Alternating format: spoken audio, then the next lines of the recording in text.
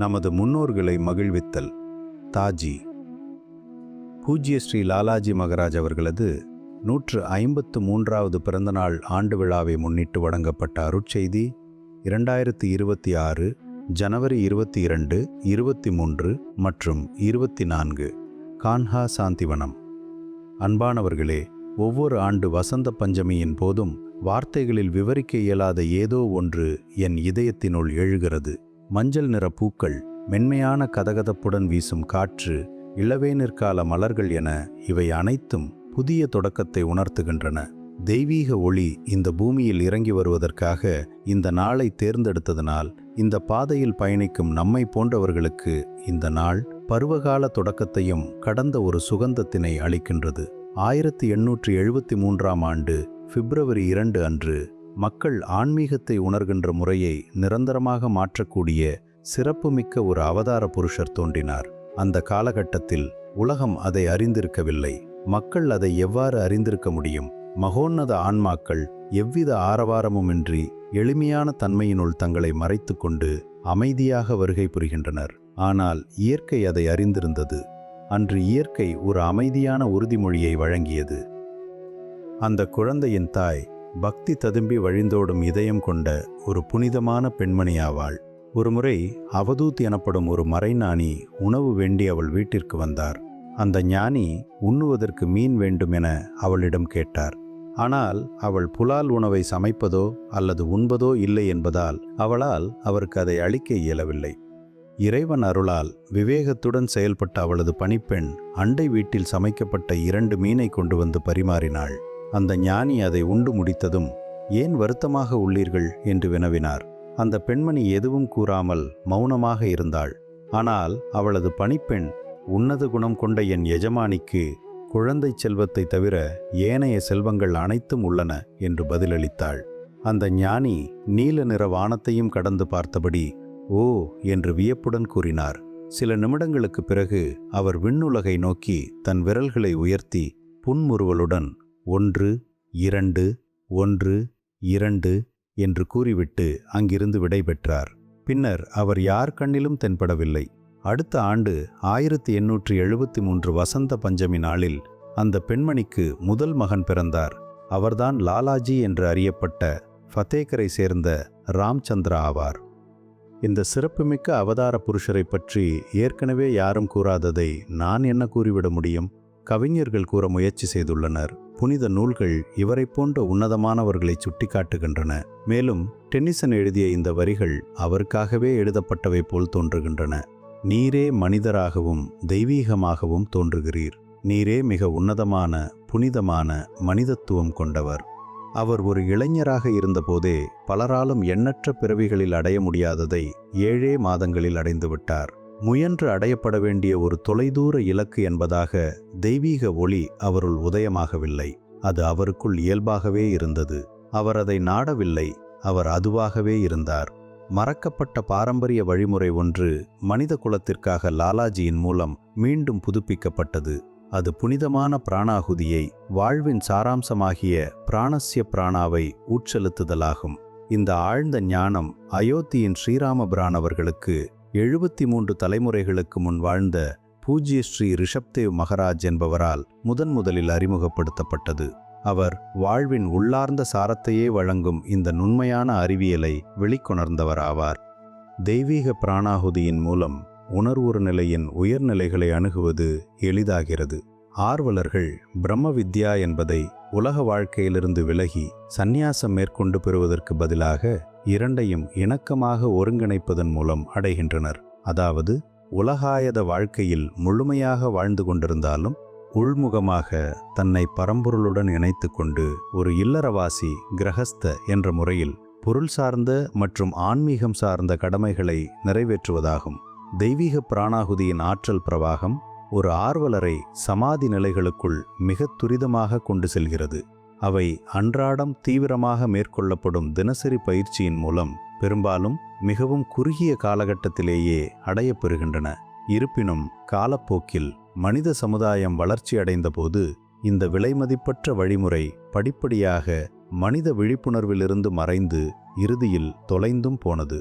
தெய்வீக விதி தலையிடும் வரை அது இயக்கமற்ற நிலையில் இருந்தது.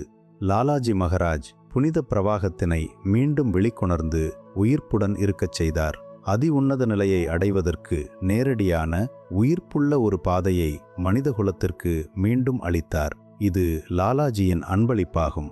தத்துவத்தையும் போதனையையும் மட்டும் வழங்காமல் இதயத்திலிருந்து இதயத்திற்கு ஆன்மீக சாரத்தை உட்செலுத்தும் வழிமுறையையும் அருளியுள்ளார். பின்பு அவரது சீடர் வந்தார். ஷாஜஹான்பூரைச் சேர்ந்த ராம்சந்திர பாபுஜி என பெயர் கொண்ட ஒரு இளைஞர் ஃபத்தேகரில் உள்ள மகானை பற்றி கேள்விப்பட்டார். லாலாஜி என்ற பெயரை கேட்டதுமே அவருக்குள் ஒரு தூண்டுதல் ஏற்பட்டது. அதனால் அவரை சந்திக்க புறப்பட்டார். 1922ஆம் ஆண்டு ஜூன் 3 அன்று ஏற்பட்ட அந்த முதல் சந்திப்பு அவரது வாழ்க்கையை நிரந்தரமாக மாற்றியது. அவர், நான் முதன்முதலாக என் மாஸ்டரிடம் சென்றபோது நான் உணர்ந்த மனநிலைக்கு ஈடு இணை எதுவும் இல்லை. எனது வாழ்க்கையின் அத்தருணத்தில் நான் அனுபவித்த அந்த பரவசத்தை என்னால் போதுமான வார்த்தைகளால் விவரிக்க முடியாது. அன்று முதல் ஒரு புதிய வாழ்க்கையை வாழத் தொடங்கினேன். அனைத்தும் மாறிவிட்டது போல் தோன்றியது. இந்த உலகமே வித்தியாசமாக தோன்றியது என பின்னர் குறிப்பிட்டிருந்தார். இவ்வாறாக ஆன்மீக வரலாற்றில் ஏனைய அனைத்தையும் மிஞ்சக்கூடிய ஒரு காதல் காவியம் தொடங்கியது. இந்த வார்த்தைகளை நான் மேலோட்டமாக பயன்படுத்தவில்லை. ஏனெனில் லாலாஜிக்கும் அவரது சீடருக்கும் இடையே வெளிப்பட்ட அந்த பக்தி சாதாரணமானது அல்ல. அது ஒரு மாணவன் தனது ஆசிரியர் மீது கொண்டிருக்கும் மரியாதையை விட மேலானது. அது வார்த்தைகளில் விவரிக்க முடியாததாக, வானுலகில் இருப்பவர்களையும் வியப்பில் ஆழ்த்துவதாக இருந்தது. ஒருமுறை பாபுஜி அவர்களுக்கிடையே இருந்த பிணைப்பை பற்றி இவ்வாறு விவரித்தார். நாங்கள் ஆன்மீக ரீதியாக முழுவதுமாக ஒன்றுபட்டு எங்கள் இதயம் இரண்டும் ஒன்றுதான் என்பது போல் ஒத்திசைந்த நிலையில் இருந்தோம். அன்பிற்குரியவருக்கு மிகவும் அழகானது வேறு எதுவும் இல்லை. அத்தகைய அன்பு ஒருவரை வரம்புகளை கடந்து அவரை திருப்திப்படுத்துவதற்கு இயன்ற அனைத்தையும் செய்வதற்கு முயற்சிக்க உதவும். மற்றொரு இடத்தில் லாலாஜி இல்லாமல் ஒரு நொடி பொழுது கூட தன்னால் ஜீவிக்க முடியவில்லை என்பதை ஒப்புக்கொண்டுள்ளார். அவர் குறிப்பிட்டது, பல தசாப்தங்களுக்கு முன்னதாகவே மறைந்துவிட்ட பௌதீக வடிவில் இருந்த லாலாஜியை பற்றி அல்ல, ஆனால் தனது சுவாசத்தின் சுவாசமாக, பிராணஸ்ய பிராணாவாக, தன் வாழ்வின் வாழ்வாக மாறிவிட்ட லாலாஜியை பற்றியதாகும். ஒவ்வொரு முறை நான் படிக்கும்போதும் என்னை கண்கலங்க வைக்கும் ஒரு விஷயத்தை பகிர்ந்து கொள்ள விரும்புகிறேன். லாலாஜியின் செய்திகளில் பாபுஜியை பற்றிய கூற்று ஒன்று உள்ளது. அது நம்மை வியப்புடன் மௌனத்தில் ஆழ்த்திவிடும். பாபுஜி தனது மனைவியுடன் இருந்த மிகவும் புனிதமான தருணங்களில் கூட தனது குருவுடைய நினைவிலிருந்து ஒரு நொடிப்பொழுது கூட நீங்கவில்லை என்று லாலாஜி குறிப்பிட்டிருந்தார். அவரது உலக வாழ்க்கையின் எந்த ஒரு சூழலிலும் அவர்களது இணைப்பு துண்டிக்கப்படாமல் நீடித்திருந்தது. பிரம்மச்சரியம் என்பதன் உண்மையான அர்த்தம் இதுதான். அது உலகாயத வாழ்க்கையை துறப்பது பற்றியது அல்ல, மாறாக அந்த வாழ்க்கையில் நிலையான நினைவை கொண்டிருப்பதாகும். பாபுஜியின் உடல் உலகாயத விஷயங்களில் ஈடுபட்டிருந்தாலும் அவரது கவனம் உன்னதமான ஒன்றின் மீது நிலை கொண்டிருந்தது. அவ்வாறு நிலையான நினைவில் மூழ்கி இருக்கச் செய்யும் அந்த அன்பு எத்தகையதாக இருக்கும்? அத்தகைய நிலைத்தன்மையை நீடித்திருக்கச் செய்யும் அந்த பக்தி எத்தகையதாக இருக்கும்? இப்போது விசேஷமான விஷயம் ஒன்றை உங்களிடம் பகிர்ந்து கொள்கிறேன். ஒளி உலகிலிருந்து மென்குரல்கள் உரையாடல் தொகுப்பில் 1945 மார்ச் 21 அன்று பதிவு செய்யப்பட்ட ஒரு செய்தி பரிமாற்றம் பொன் எழுத்துக்களால் பொறிக்கப்பட வேண்டிய ஒன்றாகும். அந்த செய்தியில் முதலில் உயர் ஆன்மாக்களில் சிங்கம் போன்று துணிவு மிக்கவரான சுவாமி விவேகானந்தர் பாபுஜியின் மீது லாலாஜி கொண்டிருந்த அன்பு குறித்து பேசுகிறார். அதன் பிறகு ஸ்ரீ கிருஷ்ணர் லாலாஜியின் மீதான பாபுஜியின் அன்பு குறித்து பேசுகிறார். சுவாமி விவேகானந்தர், நமது பிரபு லாலாஜி உங்கள் மீது கொண்டுள்ள அன்பை பற்றி கூறிய அனைத்தும் முற்றிலும் நிதர்சனமானவை. அவர் உங்கள் மீதான அன்பில் முழுவதுமாக திளைத்து கொண்டிருக்கிறார். இதுபோன்ற ஒரு அன்பை இதுவரை என் வாழ்நாளில் நான் வேறெங்கும் கண்டதில்லை என்றார். பிறகு மக்கள் கடவுளை அடைவதற்கு தங்கள் இல்லங்களை துறக்கின்றனர். அவரோ உங்களுக்காக அவரது இல்லத்தை துறந்தார். இது பிறவா நிலை அடைந்த ஒரு ஆன்மாவிடமிருந்து எதிர்பார்க்க முடியாத மிக உன்னதமான தியாகமாகும் என கூறினார். இங்கு லாலாஜி குறுக்கிட்டு இந்த உரையாடலை பாபுஜி தனது நாட்குறிப்பில் பதிவு செய்ய வேண்டாம் என கேட்டுக்கொண்டார். பிறவா நிலையை அடைந்தவராகிய குருநாதர் லாலாஜி தனது சீடர் பாபுஜிக்காக பண்டார் எனும் தனது வானுலக சொர்க்கத்தினை விட்டு கீழிறங்கி வந்தார். குரு தனது சிஷ்யருக்காக இறங்கி வந்தார். சொர்க்கம் பூமிக்கு வந்தது. அதன் பிறகு ஸ்ரீகிருஷ்ணர் பேசுகிறார். அவரது வார்த்தைகளை இப்போது நான் எழுதும் போது கூட என் கைகள் நடுங்குகின்றன. சுவாமி விவேகானந்தர் கூறியது முற்றிலும் உண்மைதான். அன்பு செலுத்துவதில் நீங்கள் ராதையையும் மிஞ்சிவிட்டீர்கள் என்று எழுதுவதில் தவறேதும் இல்லை. ராதையின் அன்பு இப்போது உங்களுடைய அன்பிற்கு அடுத்ததாகத்தான் உள்ளது என்றார். இதன் பொருள் என்னவென்று உங்களுக்கு புரிகிறதா? ஸ்ரீ கிருஷ்ணர் மீதான ராதையின் அன்பு பக்திக்கான அதி உயர்ந்த உதாரணமாக ஆயிரக்கணக்கான ஆண்டுகளாக போற்றப்பட்டு வருகிறது. ராதை என்கின்ற பெயர் தெய்வீக பக்தி என்பதற்கு ஒத்த சொல்லாக மாறிவிட்டது. இருப்பினும் ஸ்ரீ கிருஷ்ணர் லாலாஜி மீதான பாபுஜியின் அன்பு ராதையின் அன்பையும் மிஞ்சிவிட்டதாக பிரகடனம் செய்கிறார். ஆனால் அந்த கதை அதனுடன் முடியவில்லை. 3 நாட்களுக்கு பிறகு அது படைப்பு தோன்றியதிலிருந்து இதுவரை நிகழ்ந்திராத ஒரு உச்ச நிலையை அடைந்தது. மங்களகரமான நாளான 1945 மார்ச் 24 அன்று இறுதி பரம்பொருளிடமிருந்து பாபுஜி நேரடியாக தீட்சை பெறுவதற்கு லாலாஜி ஏற்பாடு செய்திருந்தார். இதை கண்ட ஸ்ரீ கிருஷ்ணர், உங்கள் மதிப்பிற்குரிய குருநாதர் உங்களை இறுதி பரம்பொருளிடமிருந்து நேரடியாக தீட்சை பெறச் செய்த இந்த நாள் மிகவும் மங்களகரமான நாளாகும். இதுதான் உண்மையான தீட்சையாகும். படைப்பின் தொடக்கத்திலிருந்து இவ்வாறு நிகழ்வது இதுவே முதல் முறையாகும் என்று பிரகடனம் செய்தார். சுவாமி விவேகானந்தர், இறுதி பரம்பொருளிடமிருந்து நீங்கள் நேரடியாக தீட்சை பெறுவதை கேள்வியுற்று நான் மிகுந்த மகிழ்ச்சி அடைகின்றேன். உலகம் தோன்றிய நாளிலிருந்து இவ்வாறு நிகழ்வது இதுவே முதல் முறையாகும் என்று கூறினார். இப்போது சற்று இடைநிறுத்தம் செய்து என் இதயத்திற்கு வியப்புடன் கூடிய வேதனை தரும் ஒரு விஷயத்தை கேளுங்கள். இந்த மகத்தான நிகழ்விற்கு பிறகு அமைதியான கூற்று ஒன்றினை லாலாஜி வழங்கினார். அது அவரது சுயநலமற்ற தன்மையின் ஆழத்தை வெளிப்படுத்தியது. அவர், நேரடி தீட்சை என்பது முற்றிலும் நான் கண்டறிந்த வழிமுறையாகும். இதற்கு முன்பு அது யாருடைய புரிதலுக்கும் எட்டவில்லை. அது ஒருபோதும் நடைமுறைப்படுத்தப்படவும் இல்லை என்று கூறினார். இதன் பொருளை உங்களால் முழுவதுமாக புரிந்து கொள்ள முடிகிறதா? அந்த வழிமுறை அவருடைய கண்டுபிடிப்பு என்பதால் லாலாஜி அது பற்றி நன்கு அறிவார். தனது வாழ்நாளில் அவருக்கு முன் வாழ்ந்த எந்த ஒரு ஆன்மாவும் புரிந்து கொள்ளாத ஒன்றை அவர் புரிந்து கொண்டிருந்தார். அது இறுதி பரம்பொருளிடமிருந்து நேரடியாக தீட்சை பெறுவதற்கான சாத்தியக்கூறு. அவர் அதை தனக்காக பயன்படுத்தி இருக்கலாம், ஆனால் அவர் அதை செய்யவில்லை. இந்த உன்னதமான ரகசியத்தை தனக்குள் பாதுகாத்து கொண்டு அத்தகைய அன்பளிப்பை பெறுவதற்கு ஏற்ற நிலையை தன் அன்பிற்குரிய சீடர் அடையும் வரை காத்திருந்தார். பாபுஜி அந்த உன்னத நிலையை அடைந்தபோது லாலாஜி அந்த வழிமுறையை தனது சீடருக்காக பயன்படுத்தினார். ஆசிரியர் மாணவருக்கு முன்னுரிமை அளித்து இதுவரை தான் அணுகாத ஒன்றை மாணவருக்கு வழங்கினார். அத்தகைய அன்பு தர்க்க ரீதியானதற்கு அப்பாற்பட்டது. அது பெற்றோர் தங்கள் குழந்தைக்காக செய்யும் தியாகம், அல்லது ஒரு அன்பர் தன் அன்பிற்குரியவருக்காக அனைத்தையும் அளிப்பது என எல்லாவற்றிற்கும் மேலானது. இங்கு குருநாதர் அதி உன்னதமான ஆன்மீக அன்பளிப்பை கண்டறிந்து அதை தனது சீடருக்கு வழங்கி தன்னை வெளிப்படுத்தி கொள்ளாமல் தான் நாடாத உயர்நிலைகளை தனது சீடர் அடைவதைக் கண்டு மனநிறைவு அடைந்தார். இந்த மகத்தான அன்பளிப்பை வழங்கிய பிறகு லாலாஜி தன் நிலை குறித்து என்ன கூறினார்? லாலாஜி, ஆயிரக்கணக்கான அடிமைகளுக்கு தலைவனாக இருந்த மன்னர் மஹமூத் கஸ்னவி தீவிர வறுமையால் பீடிக்கப்பட்டு ஓர் அடிமையின் அடிமை என்ற கீழ்நிலைக்கு தள்ளப்பட்டார் என்ற ஒரு பாரசீக ஈரடி பாடலை மேற்கோள் காட்டியதுடன் மிகுந்த எளிமையுடன் இதுதான் என் நிலை என்றும் கூறினார். மாஸ்டர்களின் மாஸ்டரான, இழக்கப்பட்ட ஒன்றை மீட்டு தந்த சிறப்புமிக்க அவதார புருஷரான, யார் மூலமாக மனிதகுலம் அனைத்திற்கும் பிராணாகுதி பிரவாகமாக பாய்கின்றதோ அவர் தன்னைவிட உயர்ந்த ஒன்றை தனது சீடருக்கு வழங்கியதால் தன்னை ஓர் அடிமையின் அடிமை என கூறிக்கொண்டார். இங்கு இறுதிக்கட்ட பலனை தனது சீடர் முதலில் பெற வேண்டும் என்பதற்காக அதை துறந்துவிட்ட ஒரு குருவின் புனிதமான அன்பினை நாம் காண்கிறோம். படைப்பில் உள்ள மாபெரும் இரகசியத்தை தான் கண்டறிந்த போதும் அதை மற்றொருவருக்கு அன்பளிப்பாக அளிக்கும் அளவிற்கு அவரது இதயம் மிகவும் விசாலமாக இருந்தது. ஆனால் இதை ஒரு தியாகம் என்று கூறுவது ஒரு உண்மையான குருவின் இதயத்தை தவறாக புரிந்து கொள்வதற்கு ஒப்பாகும். இத்தகைய அன்பளிப்பு லாலாஜிக்கு எல்லையற்ற மகிழ்ச்சியின் ஆதாரமாக இருந்தது.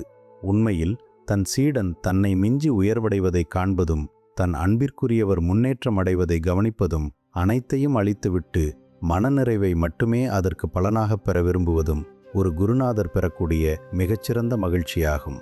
ஒரு தாய் தனது குழந்தைக்கு உணவளிப்பதும் அல்லது ஒரு நதி கடலுக்குள் ஒன்று கலப்பதும் தியாகம் என்று ஆகாது.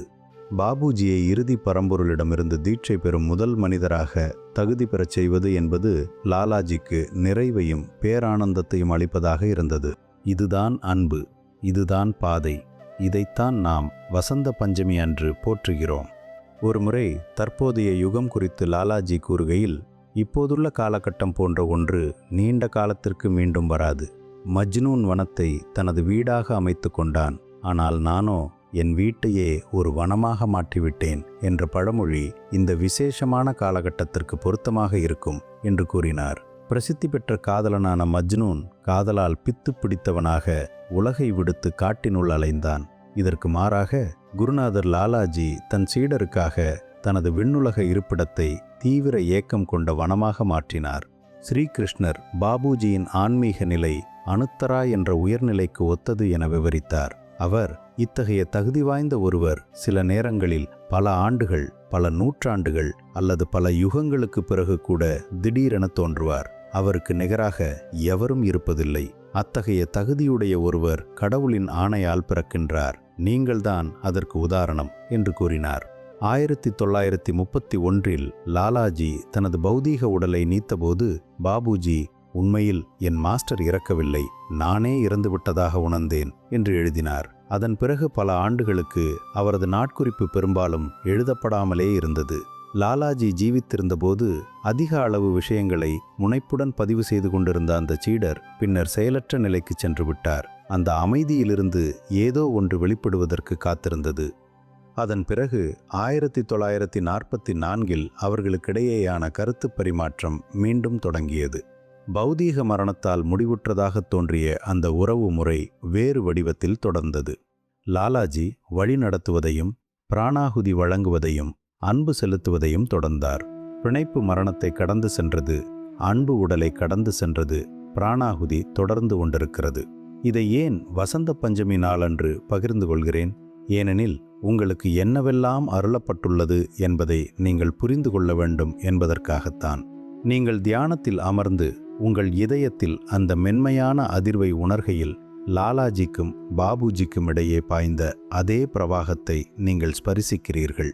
நீங்கள் பிராணாகுதியை பெறும்போது எண்ணற்ற தலைமுறைகளாக இழந்துவிட்ட பின் மீண்டும் மனிதகுலத்திற்காக மீட்டெடுக்கப்பட்ட அந்த அன்பளிப்பை பெறுகிறீர்கள். மேலும் வார்த்தைகளால் விவரிக்க முடியாத ஏதோ ஒன்றிற்காக ஆழ்ந்த ஏக்கத்தை நீங்கள் உணரும்போது ராதையின் அன்பையும் மிஞ்சிய ஒரு அன்பின் எதிரொலியை நீங்கள் உணர்கிறீர்கள். இதுதான் நமது மரபுரிமையும் பிறப்புரிமையும் ஆகும்.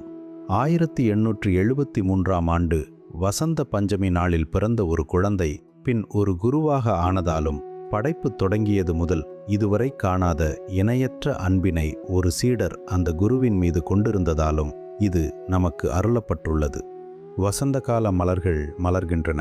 உலகம் தன்னையே புதுப்பித்துக் கொள்கிறது. மேலும் பிராணாகுதி தன் பணியை தொடர்வதால் பயிற்சி செய்கின்றவர்களின் இதயங்களில் ஒவ்வொரு நாளும் அதே புதுப்பித்தல் அமைதியாக நிகழ்கின்றது. இந்த வசந்த பஞ்சமி நாளில் இவை அனைத்தையும் சாத்தியமாக்கிய மகோன்னத அவதார புருஷர் பூஜ்ய ஸ்ரீ லாலாஜி மகராஜ் அவர்களின் பாதங்களில் தலை வணங்குகிறேன். மேலும் ஆன்மீக பாதையின் கதவுகளை தன் அன்பினால் திறந்து அதை என்றென்றும் மூடாதபடி செய்த பூஜ்ய ஸ்ரீ பாபுஜி மகராஜ் அவர்களின் பாதங்களிலும் தலை வணங்குகிறேன். நாம் தான் இந்த பரம்பரையின் வாரிசுகள். இது எப்பேற்பட்ட குருநாதர்களின் பரம்பரை, எப்பேற்பட்ட ஒரு பொக்கிஷம் நமக்கு அளிக்கப்பட்டுள்ளது. இப்போது பொறுப்பு நம் கையில் உள்ளது. இந்த ஆன்மீக செல்வத்தை கொண்டு நாம் என்ன செய்ய போகிறோம்? அதன் மகத்துவத்தை உணர்ந்து செயல்படுவோம். நமது ஆன்மீக பெரியோர்கள் அதீத மகிழ்ச்சியும் ஆனந்தமும் அடையும்படி செய்வோம். ஒற்றுமையுடனும் பரஸ்பர மரியாதை மற்றும் அன்புடனும் அவர்களது வாழ்க்கையின் அர்த்தமாக நாம் வாழ்வதை அவர்கள் ஒளி உலகிலிருந்து கண்டு ஆனந்த களிப்பில் நடனமாடட்டும்.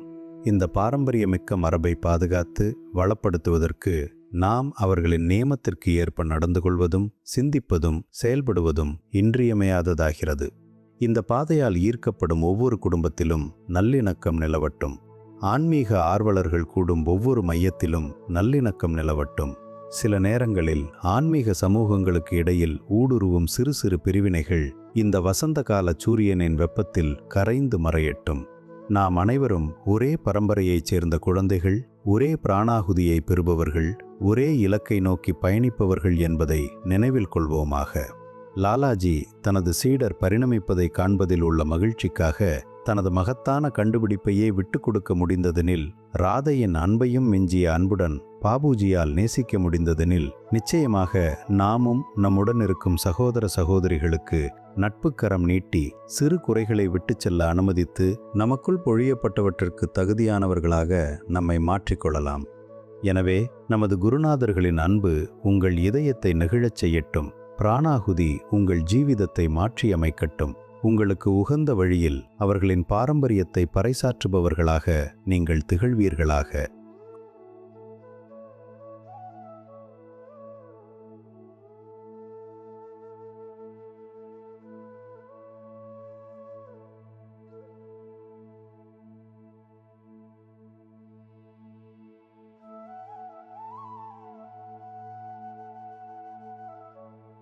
அன்புடனும் பிரார்த்தனையுடனும் கம்லேஷ். வசந்த பஞ்சமி, ஜனவரி 23, 2026.